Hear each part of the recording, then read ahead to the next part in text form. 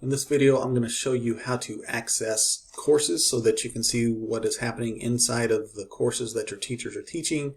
You can also see what students are doing that way if you want. So there's a few ways to do this. The first way, we've asked, and you should be asking all of your teachers, those that you evaluate, to add them to your course so that when you log into Schoology and you look at your course dashboard, you should see a bunch of courses that you belong to because they've added you. So you can see, for example, I asked Dana to add me to this course. And so if I click on her course and I click on members, you'll see that I'm a member. I'm not an admin. I'm not helping teach the class. I'm just part of the class so I can see what's going on. So if you'll ask your teachers to do that, they just click on add members, and then they make sure they have the right campus, and then they search for your name, and then they just click add member. But if they will add you to all their courses, that way you have really quick, easy access.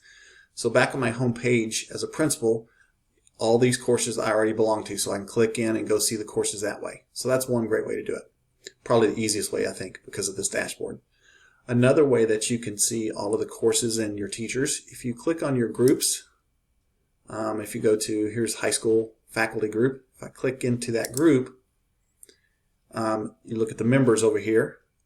When I click members, you'll be able to see all the people that belong to your campus group, all your faculty.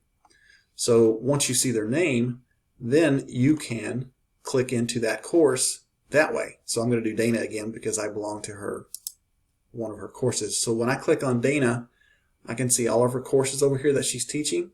I can see all the groups she belongs to. So I can go and click, actually I can click in any course that she's a member of or that she's teaching. So if I click on that course, I can now go in and see what's going on in her course. I can click on the members of her course. So let's, if these were students, you could actually click and go into that student and see what they're doing in that particular course. So that's a couple of ways for you to go and see what's going on in courses.